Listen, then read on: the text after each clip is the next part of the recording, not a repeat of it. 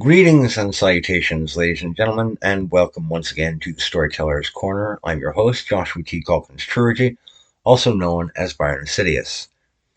This is a storyteller's perspective. The backswing has only just begun. For the vast majority of my time spent as a genre fiction storyteller, I haven't had to make much effort to avoid either overt or subtle socio-political messages in most of my material. That's largely down to my conscious efforts to imply themes or concepts or musings centered more on the central ideas of family, honor, duty, sacrifice, or just plain adventure, at least insofar as my fantasy works are concerned. With my horror Amelia City stories, well, most of that is angled toward my own perception of poetic justice, combined with a heavy dose of pure madness and just utter nonsense.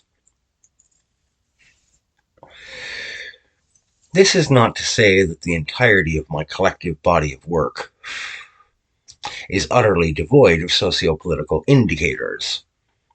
Empty Prayer, one of my Amelia City novellas, is founded upon the concept of being falsely self-righteous and the deserved consequences of using one's religion as a cudgel against people. Art is Life Until It's Death, one of my Amelia City shorts that's a little longer, has a quiet note of trans people don't deserve to be mistreated throughout its text. In The Glove of Shadows, one of my early Tamalarian tales of the Fifth Age, the menacing and capable Ignatius Stockholm, a scarlet-furred Red Tribe world beater of a werewolf, informs his boss at around the 70% mark of that text that he is, in fact, a homosexual.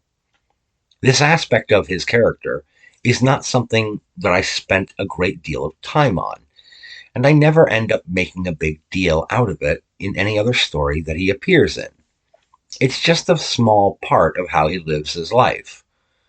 While it has long been, or rather, it's been a long time since I finished writing that novel, I can still recall that element had been a key point that I had wanted to convey with that character, that his sexual or romantic inclinations did not have to be the central focus of who he was as a character or as a person, that many other things about him made him far more interesting.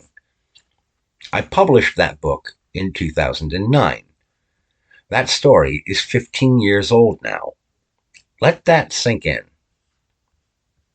There are a few other minor examples that I can point to, especially in more recent Amelia City offerings, wherein I took the opportunity to take a small jab in terms of cultural messaging. In Unnamed Vengeance, the entire tale is a cautionary tale about being involved in the pro-abortion camp and activities.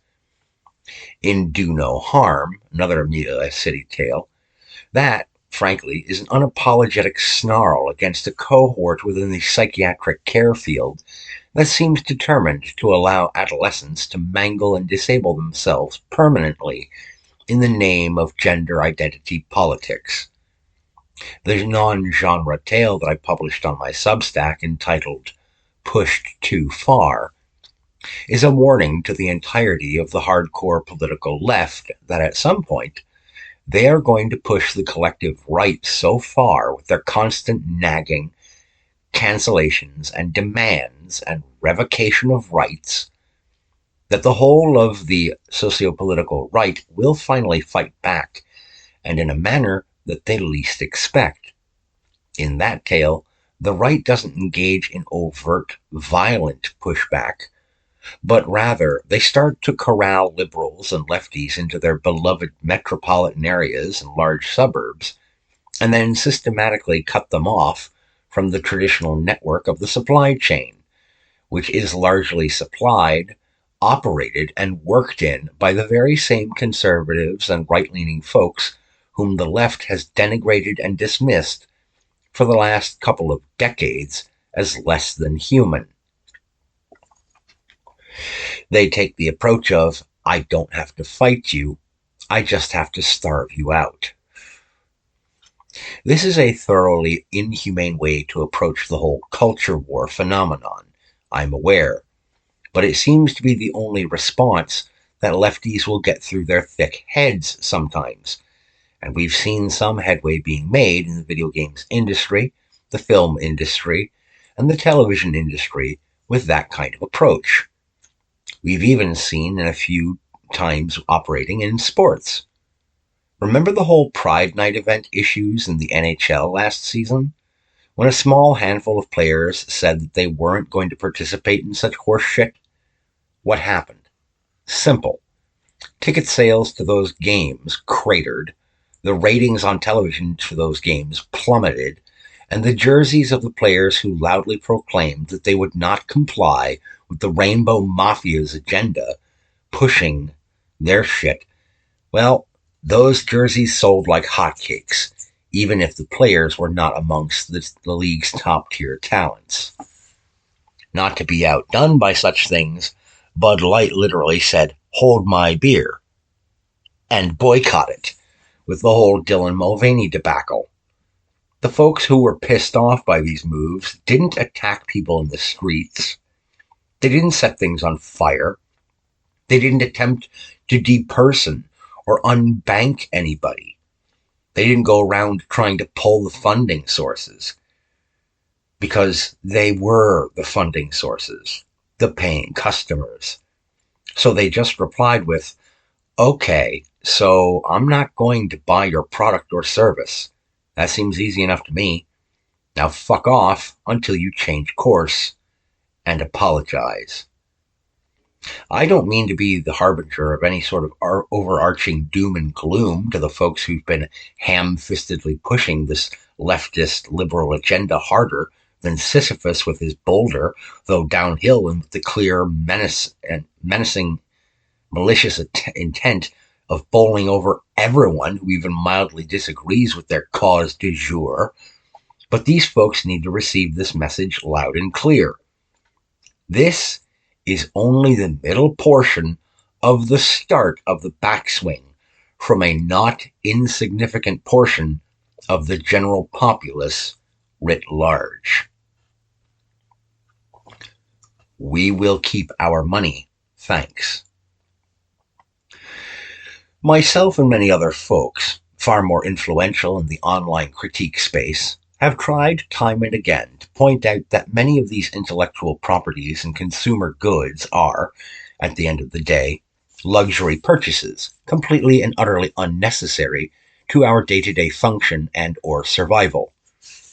Are you a beer company that has decided to insult your core conservative customer base by taking on a theater kid playing pretend at being a girl? Okay, well, there's plenty of other beers to choose from. Some of them aren't brewed or distributed by AB InBev, and if that doesn't work, oh, right, consumption of beer products altogether isn't necessary for sustained existence. Maybe I could stand to hold off on the useless calories for a bit anyway, much as you could stand to hold off on getting your hand into my wallet, Bud Light. Hey, that's a good call. Are you a video game developer or publisher who consults with a narrative consultation service whose core goal seems to be alienating the long-standing audience that has kept the entire industry afloat since the late 1980s? And you've decided to let those people lecture said audience in the pre-production and marketing and distribution phases, as well as insisting that the Kafka trap deployment of, if you don't buy and praise this digital slop that you don't technically own anyhow, you're an istophobic phobophobe, that's a perfectly fine and dandy approach? Well, I have either a back catalog of other games to play, or plenty of other entertainment options available to me, thank you. Keep your sweet baby stink, your Kim Belair, and fuck right off. I don't owe you my patronage or defense. This is merely the gentle-handed approach of deciding that one doesn't wish to partake of a product or service. That in and of itself is easy enough for the agenda pushers to ignore or hand wave away, because in its most passive form, those folks can just conjure up a dozen different excuses to explain the drop-off of interest or purchases. However, with this, when this withholding of funds and purchases is coupled with loud and plain-spoken explanations regarding why the audience is not going to buy in, well, they can't very well let that simply stand, now can they? No, they have to flail about like donkeys with cattle prods shoved up their backsides, set to Tesla would blush in response, howling their indignation and presumptive insults and denigrations toward those who would deny them their monies like they're so used to getting from them. You can make the most intersectional thing in all of God's green creation, but guess what? If it doesn't sell, it doesn't sell. Simple as. And you can't lie your way out of that. Who watches this? The Marquis de Sade had a few quirks when it came to his personal bedroom playtime preferences, to put it mildly, and it is largely thanks to his mad scribblings on the topic that the people of the world have an understanding of sadism and masochism. What does this have to do with the current television and film scene? Well, I think his essence must be riding pretty hard on the psyches of anyone who has sat down and consumed more than the average amount of the slop being offered up to us as viewers in the streaming television and cinema audience the last few years. Some culture critics peg the start of this phenomenon at around the 2016 mark, with the all-female attempt at a Ghostbusters film, featuring a cast of ladies who themselves probably aren't averse to pegging as well. Gotta love that wordplay. This soulless and lethally unfunny, unimpressive endeavor to feminize a franchise that wasn't even couched in the concept of masculine energy in the first place, it was just funny, started a trend in film and television that even to this day hasn't shown any signs of slowing down in terms of production, though the audience engagement and enjoyment has nosedived harder than a kamikaze pilot spotting an aircraft carrier off the coast of the Hawaiian Islands. Banzai! The box office returns for that piece of cinematic putrescence were not great, to say the least. Ditto the 2019 retry on Charlie's Angels, a film which was touted quite loudly by its director and by promotional experts as being, quote, not for men. When the movie subsequently bottomed out in ticket sales so shamefully that, were it an Edo-era samurai, it would have committed ritual seppuku, the backlash from said director and her coven of shrieking harpy supporters came in the form of the question, why didn't any of you men come out and support our girl boss film? Well, we collectively replied, you told us from the outset that the damn thing wasn't for us. So we just took you at your bark and steered clear, you feckless clutch of hens. In terms of ratings for television and streaming, we've also seen a sizable host of programs get the green light, get produced, get shoved in our faces with the message, TM, and then flop and flounder around like a fish yanked out of the water and dropped unceremoniously on the floor of the boat. Here, Steve, give me that club. Okay, here's the fillet knife. Now get to work. Anyhow, with the COVID-19 pandemic flatlining everyday normal operations of living, Disney took the opportunity, with millions of people being stuck at home, to launch their own streaming service, Disney Plus, which, admittedly, had already been in the works. One of their early in-house productions for the service? Willow, a series loosely based upon the fantasy favorite from the halcyon years of ago, but updated, with all sorts of modern socio-political messaging and activism, to the point where the thing crashed harder into viewer apathy than the Kool-Aid guy if he snorted an 8-ball of Coke before hearing "oh no" 3 times behind a particle board wall. This amalgamation of poorly written and badly acted dross was so pathetic that Disney yanked it from existence even on its own platform in order to claim the whole thing as a tax write-off, which, if we're being honest, likely saw them get more money back in tax break incentives than the entire fleet of Star Wars toys associated with the sequel trilogy has managed to garner from the clearance sections of every department store, toy store, and Ollie's in existence.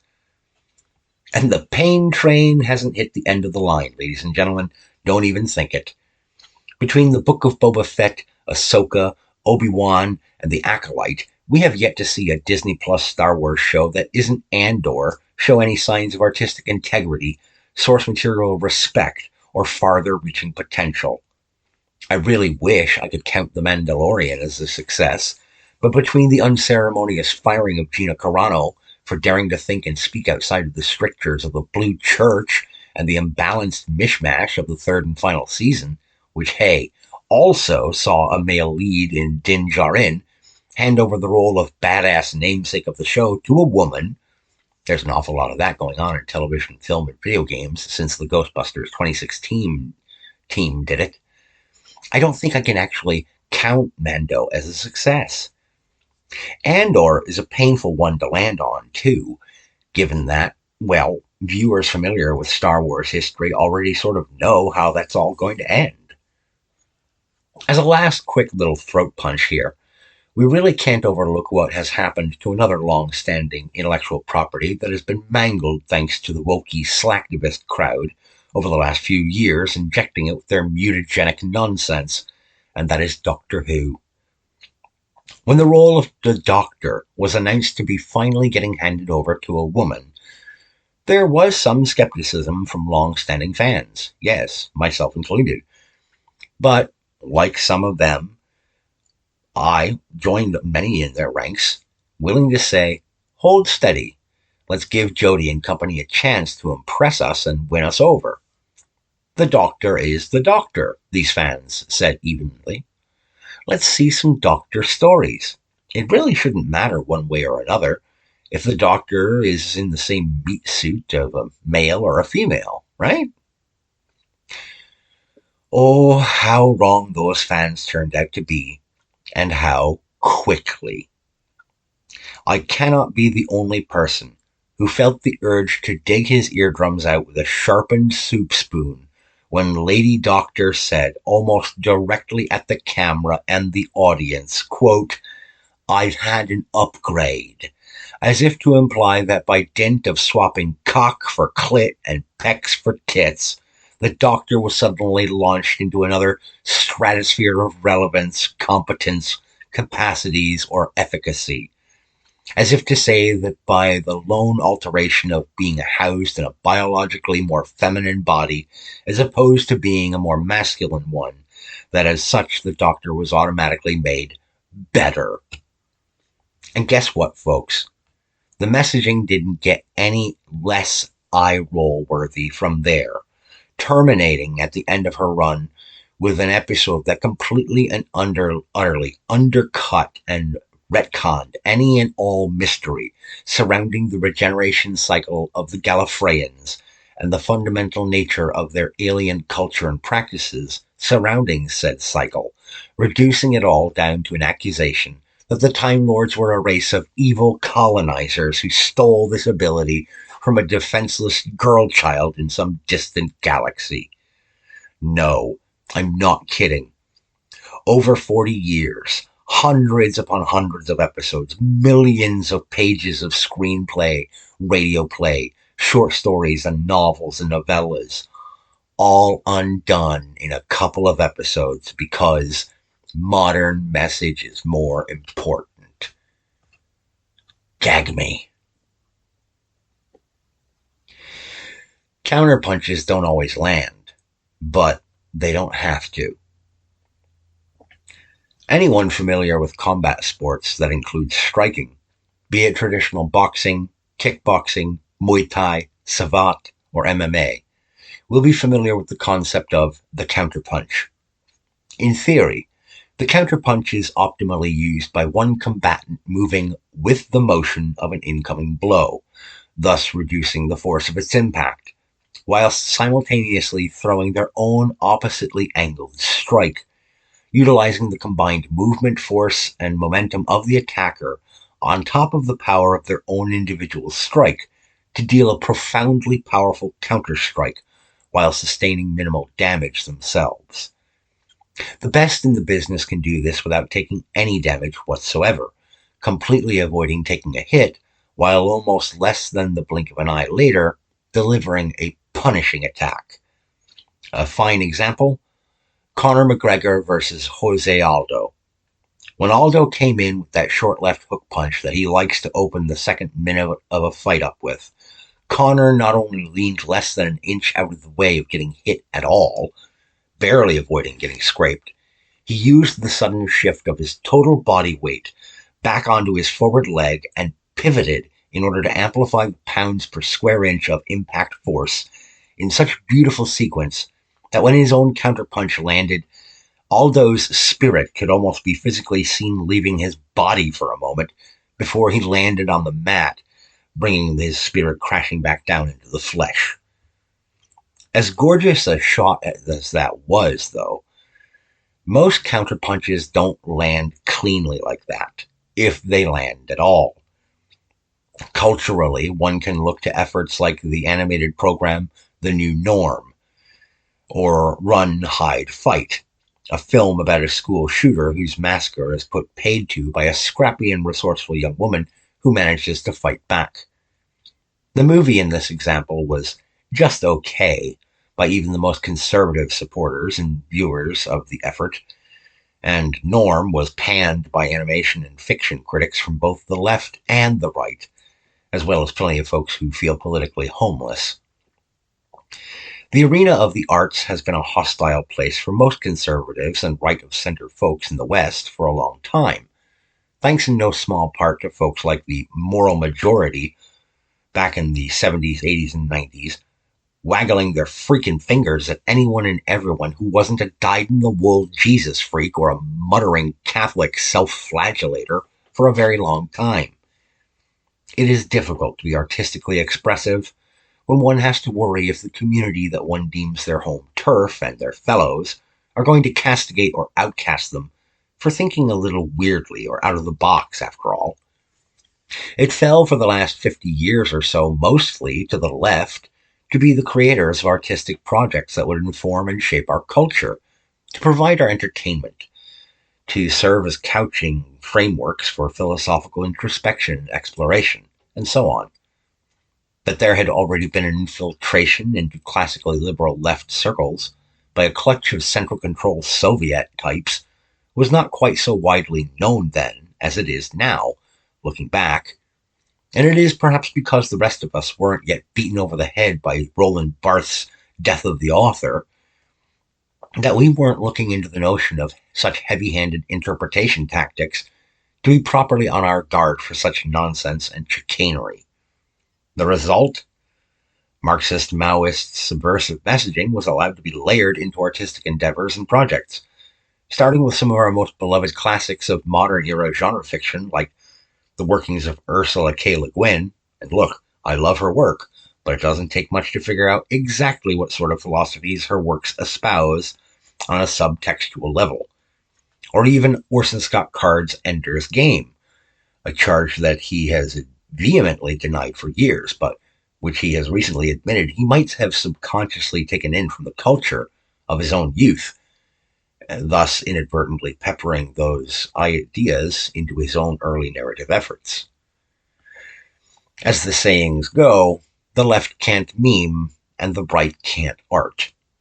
For now, though, it isn't vital that conservatives or the right manage to craft their own wholesale artistic movement, capital letters, in opposition to the cultural projects currently bombarding us with the left's agenda. Instead, what they might be, might be better off focusing on is letting the current crop of arts and culture craftsfolk understand that in the current state of most Western economies, they cannot afford, the artistic folks, they can't afford to alienate every potential customer who doesn't sociopolitically disagree with them. or that doesn't sociopolitically agree with them, I mean, because there just isn't enough disposable income from their own niche audiences to allow their projects to thrive, much less even survive. If you want to make something that will be profitable or even manage to skate by, the chances are good that you're going to have to either convince or trick members of your ideological opposition into making a purchase. If you convince them, congratulations. You must have a quality product or service on offer. And that's all the folks right of Mao really are after. But if you trick them, though, you'd better pray to the pantheon of sexless deities that you pray to, that you aren't found out for such subterfuge. Because the backlash will not only be swift, it will also be exposed to anyone and everyone with ears to hear and eyes to witness. Wrapping up. There are a few other points that I briefly considered making here, but I believe they deserve their own time and attention, and examination with a more thorough breakdown. It's probably for the best, anyhow. I've rambled on quite long enough on this topic, and I like to try ending these things with a summary that doesn't stray too far afield. I intend to carry on that practice here with a bit of a warning to the lefties who have been in utter one-sided dominion and control of all entertainment and artistic mediums for the last 50 years or so. Don't mistake me either, folks. This last bit is a genuine warning, not a threat. Much as a whole lot of these folks deserve to be destroyed utterly when it comes to their artistic endeavors and societal control methods, I don't want to lose any scrap of artistic potential that they might still cling hold of. That isn't what God would want, to see his gifts cast out into the void, just because these dolts couldn't aim said gifts more appropriately. I want to warn them. The folks who make up the vast majority of the potential Western audience, folks who aren't completely brainwashed to listen and obey leftist propaganda and or cultural programming, they aren't going to forever be endlessly forgiving. Most of them, I suspect, won't do much more than walk away from your commercial offerings and give up on all forms of art and entertainment until such time as someone from within their own ranks creates something for them. And they'll support it whole hog, even if it isn't top of the line quality. Why? Because at least they'll know that the person or outfit that created that product or service doesn't actively hate them. But, and this is where the real caution must be expressed, there is a small segment within this majority of people who, if they get the chance, they will actually seek to utterly and mercilessly destroy you. Financially, reputationally, and in a very slim and rare number of cases, they'll seek to destroy you physically because of what you folks on the left have been doing to them and theirs for literally decades. Some of these folks have lived their entire 20 to 40, maybe even 50 years of life under your cultural boot. They have been denigrated, shat upon, and told that they are awful, subhuman filth just for being naturally or instructionally, due to their upbringing and environment, inclined to disagree with your conclusions in the socio-political arena or in the artistic spaces of the world. They have grown to despise you, to resent you, and everything that you ostensibly stand for. If they come to face with such leftists, there's a tiny fraction of that group of people who will go out of their way to hurt you. I fear that if more effort isn't put forth to come to a peaceable return to some semblance of neutrality in the artistic realm, or at least to get back to making products and services that don't actively hate one side or the other of the socio-political arena, then the middle and end arcs of this particular backswing of the cultural pendulum shift is going to be unimaginably bloody and brutal. From where I'm sitting, the trouble doesn't look like so much that it sits with the right or conservatives and populists in the equation, because they're mostly just letting nature take its course in correcting the balance of things. They're withholding their money and letting the chips fall where they may. The trouble, as far as I can see it, is that so many folks on the left refuse to admit to what they've been doing or take any responsibility for the arts and entertainment spaces being left in the absolutely hellish state that they're currently in. Unless there is some accountability taken, the folks to the right of Mao Zedong are just going to shrug their shoulders and step away, and they'll let any and all arts and entertainment die entirely if they aren't being made from amongst their own kith and kin. That is my warning, and I pray that you'll heed it. Cheers. October 4th, 2024. Ladies and gentlemen, thank you for tuning in. Thank you for listening, if indeed you've listened the whole time. I ask that you take care of yourselves, and as always, keep reading.